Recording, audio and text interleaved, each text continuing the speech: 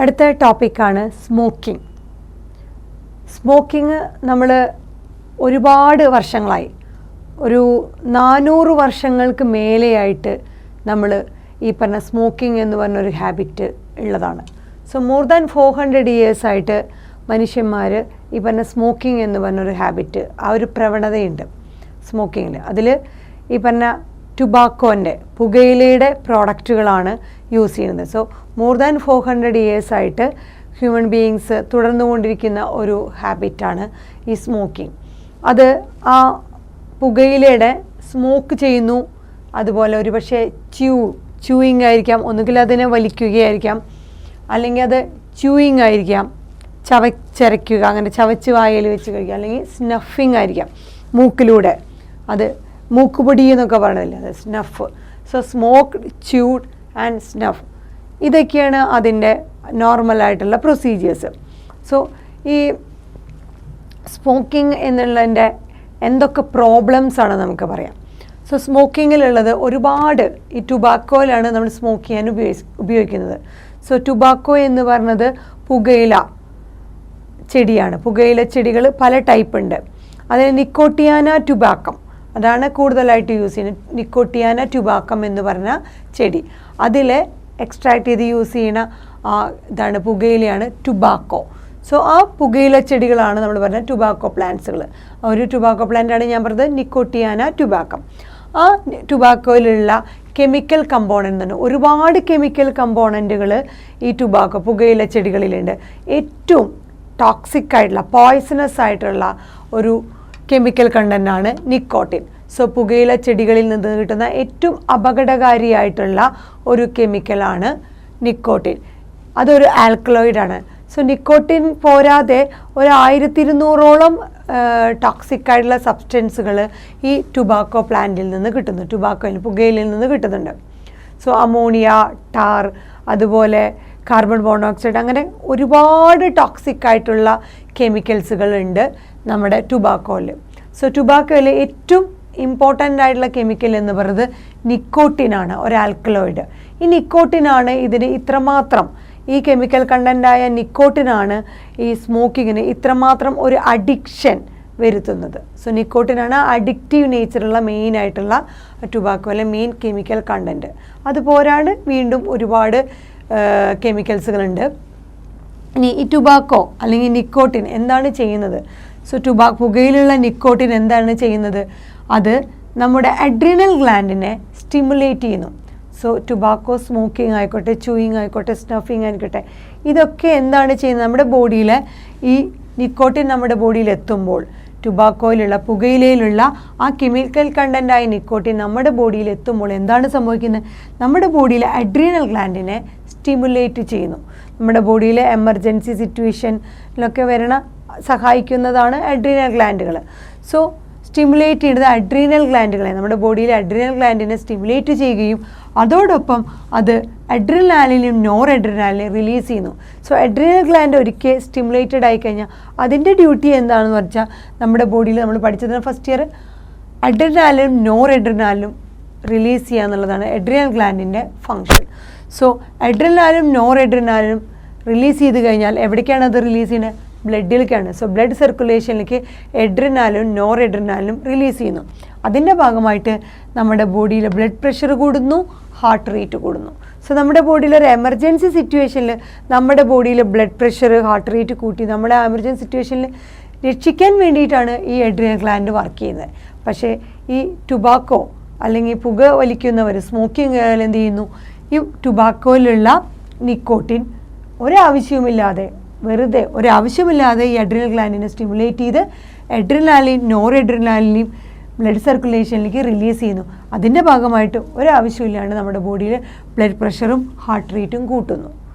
ഇത് ഒരാവശ്യമില്ലാതെ നമ്മുടെ ബോഡിയിൽ നമ്മൾ ബ്ലഡ് പ്രഷറിനെയും ഹാർട്ട് റേറ്റിനെയും കൂട്ടുകയാണ് ചെയ്യുന്നത്. അതുമാത്രമല്ല, ഈ ടുബാക്കോ സ്മോക്കിംഗ് മൂലം, അതുമൂലം പുകയിലയുടെ ഉപയോഗം മൂലം നമ്മുടെ ബോഡിയിലുണ്ടാകുന്ന ഒരുപാട് ഡിസീസുകളാണ്. ഫോർ എക്സാമ്പിൾ മെയിനായിട്ട് പറയുന്നത് ക്യാൻസേഴ്സ് ഓഫ് ലങ്സ് ക്യാൻസർ. നമുക്കറിയാം മെയിനായിട്ട് ലങ്സ് ക്യാൻസറിന് മെയിനായിട്ട് കാരണം ഈ ടുബാക്കോൻ്റെ ഉപയോഗമാണ്, പുകയിലയുടെ ഉപയോഗമാണ്, സ്മോക്കിംഗ് ആണ്. അതുപോലെ യൂറിനറി ബ്ലാഡറിനുള്ള ക്യാൻസർ, ത്രോട്ട്, ബ്രോങ്കൈറ്റിസ്, ഇതൊക്കെ നമ്മുടെ നിക്കോട്ടിൻ മൂലം, നമ്മുടെ ബോഡിയിൽ നിക്കോട്ടിൻ എത്തുന്നത് മൂലം സംഭവിക്കുന്നതാണ്.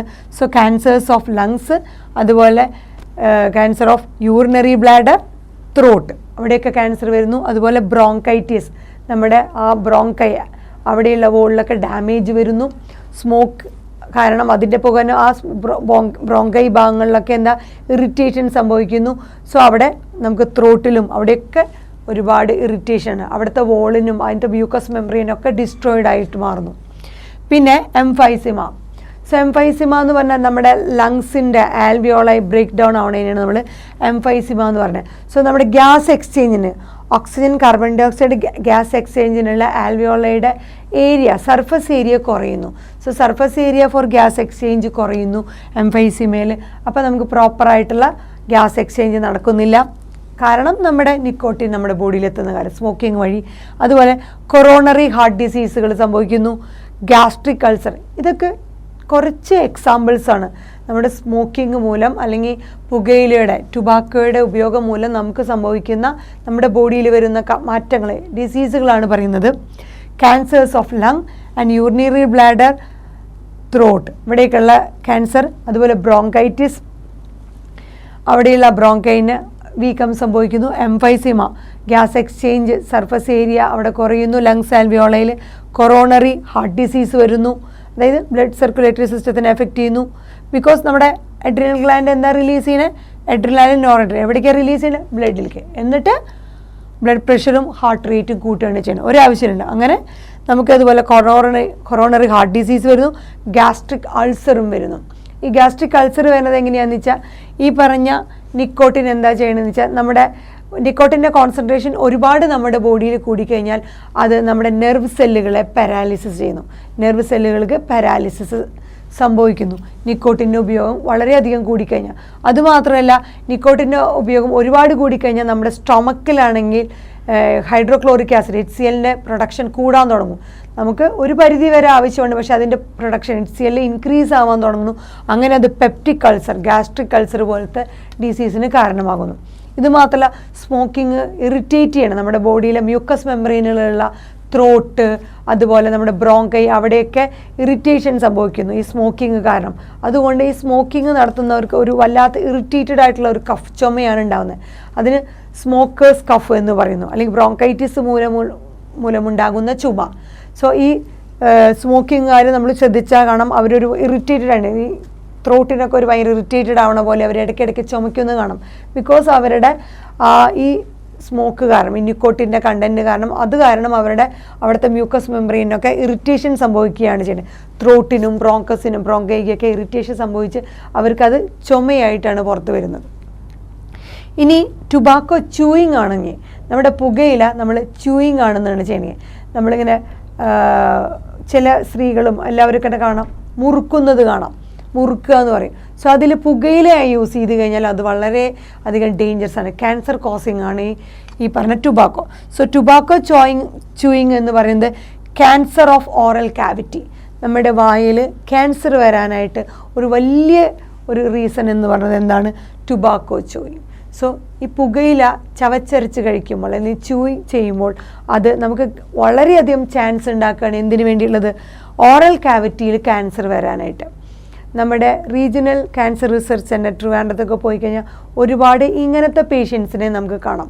സ്മോക്കിങ്ങിലൂടെയും അതുപോലെ ടുബാക്കോ ച്യൂയിങ്ങിലൂടെയും ഈ പുകയിലയുടെ പലതരത്തിലുള്ള ഉപയോഗം കൊണ്ട് അവരുടെ ബോഡിയിൽ പല സ്ഥലങ്ങളിലുള്ള ക്യാൻസർ വന്നിട്ടുള്ള പേഷ്യൻസിനെ നമുക്ക് കാണാൻ പറ്റുന്നതാണ്. സോ അവരുടെ ഇൻസിഡൻറ്റ്, അവർക്ക് എങ്ങനെയാണ് ഈ ഹാബിറ്റിൽ വന്ന്, അത് അവർ തന്നെ നമ്മളോടത് എങ്ങനെയെങ്കിലും ഈ ഹാബിറ്റിൽ വന്നത് വളരെയധികം അവർക്ക് എന്തുമാത്രം പ്രോബ്ലംസ് ക്രിയേറ്റ് ചെയ്ത് അവർ തന്നെ അവരുടെ അനുഭവമായിട്ട് പറയുന്നു.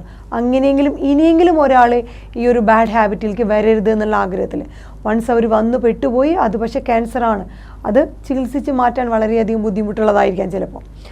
അതുപോലെ ഒരുപാട് പേര് ഈ ടുബാക്കോ ച്യൂയിങ് അറിവില്ലായ്മ കൊണ്ട് ഒരുപാട് പേരുടെ ഈ പുകയില ച്യൂയിങ് കാരണം വളരെയധികം ഓറൽ കാവിറ്റിയിൽ ക്യാൻസർ കാണപ്പെടുന്നുണ്ട്. അതുപോലെ സ്മോക്കിംഗ് ആണെങ്കിൽ വേറൊരു പ്രോബ്ലം എന്താണെന്ന് വെച്ചാൽ, smoking increases carbon monoxide content in the blood.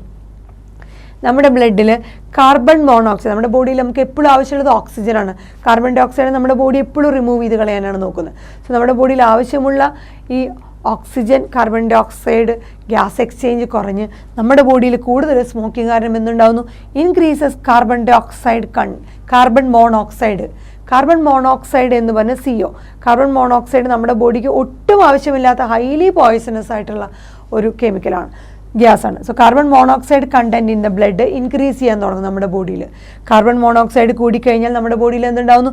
They reduce concentration of heme bound oxygen. ഓക്സിജന് ഈ ഹീമോഗ്ലോബിനുമായിട്ട് കമ്പൈൻ ചെയ്യാനുള്ള ആ ഒരു നേച്ചർ കുറയും. സോ കാർബൺ മോണോക്സൈഡ് നമ്മുടെ ബോഡിയിൽ കൂടിക്കഴിഞ്ഞാൽ എന്ത് സംഭവിക്കും? ഹീം ബൗണ്ട് ഓക്സിജൻ, ഹീമോഗ്ലോബിനുമായിട്ട് കമ്പൈൻഡ് ആയിട്ടുള്ള ഓക്സിജൻ്റെ അളവ് കുറയാൻ തുടങ്ങും. അതിൻ്റെ ഭാഗമായിട്ട് നമ്മുടെ ബോഡിയിൽ കോസസ് ഓക്സിജൻ ഡെഫിഷ്യൻസി, നമ്മുടെ ബോഡിയിൽ ഓക്സിജൻ്റെ അളവ് പതുക്കെ കുറയാൻ തുടങ്ങും. സോ നമ്മുടെ ബോഡിയിൽ ഈ ടുബാക്കോ സ്മോക്കിംഗ് വഴി നമ്മുടെ ബോഡിയിൽ കാർബൺ മോണോക്സൈഡിൻ്റെ കണ്ടൻറ്റ് കൂടുകയും, കാർബൺ മോണോക്സൈഡ് കണ്ടൻറ്റ് കൂടിക്കഴിഞ്ഞാൽ ഹീം ബൗണ്ട് ഓക്സിജൻ ഹീമോഗ്ലോബിനായിട്ട് കമ്പൈൻ ചെയ്യാനുള്ള ടെൻഡൻസി കുറഞ്ഞ് അതിൻ്റെ അളവ് കുറയുകയും അതിൻ്റെ ഭാഗമായിട്ട് നമ്മുടെ ബോഡിയിൽ ഓക്സിജൻ്റെ കോൺസെൻട്രേഷൻ അല്ലെങ്കിൽ കുറയുന്നു. അതായത് ഓക്സിജൻ ഡെഫിഷ്യൻസി നമ്മുടെ ബോഡിയിൽ അനുഭവപ്പെടുന്നു. ഇനി നമ്മൾക്കറിയാം ഈ പറഞ്ഞ പുകയില കൊണ്ടുള്ള വേറെ ഒരുപാട് പ്രശ്നങ്ങൾ നമുക്കറിയാം. അതിൽ നമ്മുടെ ഈ യങ് ആൻഡ് ഓൾഡ് ഒരുപാട് ഈ ഒരു ഹാബിറ്റിലേക്ക് കടന്നിട്ടുണ്ട്. ഈ നമ്മൾ ഒരു സിഗരറ്റ് പാക്കറ്റ് വാങ്ങുമ്പോൾ അതിലൊരു വാർണിംഗ് കൊടുക്കുന്നുണ്ട്. എന്താണ്? Statutory warning. എന്താണ് ആ സിഗരറ്റ് യൂസ് ചെയ്ത് കഴിഞ്ഞാൽ എന്താണ് നമ്മുടെ ബോഡിയിൽ. So smoking is injurious to health എന്ന് പറഞ്ഞാൽ നമ്മളിപ്പോൾ സിനിമകളിലും തിയേറ്ററിലും എവിടെ പോയാലും അതിൻ്റെ ആദ്യം ഒരു അഡ്വർടൈസ്മെൻറ്റ് പോലെ നമുക്ക് കാണുന്നത്. സോ പുകയില ആരോഗ്യത്തിന് ഹാനികരമാണെന്ന് ഒരുപാട് വാർണിംഗ്, ഡേഞ്ചറസ് സിഗ്നലുകൾ ഉണ്ട്. അതുപോലെ തന്നെ സിഗരറ്റ് പാക്കറ്റ് വാങ്ങുമ്പോൾ തന്നെ അതിൻ്റെ ഉള്ളിലൊരു സ്റ്റാറ്റ്യൂട്ടറി വാർണിംഗ് ഉണ്ട്. നമുക്കൊരു വാർണിംഗ് തരുന്നുണ്ട് എത്രമാത്രം ഇത് നമ്മുടെ ബോഡിക്ക് അപകടകാരിയാണ്. How much it is injurious to our health. നമ്മുടെ ബോഡിക്ക് എത്രമാത്രം അപകടകാരിയാണെന്നുള്ള ഒരു വാർണിംഗ് സിഗ്നലോട് കൂടിയാണ് സിഗരറ്റ് പാക്കറ്റുകൾ വിൽക്കപ്പെടുന്നത് തന്നെ.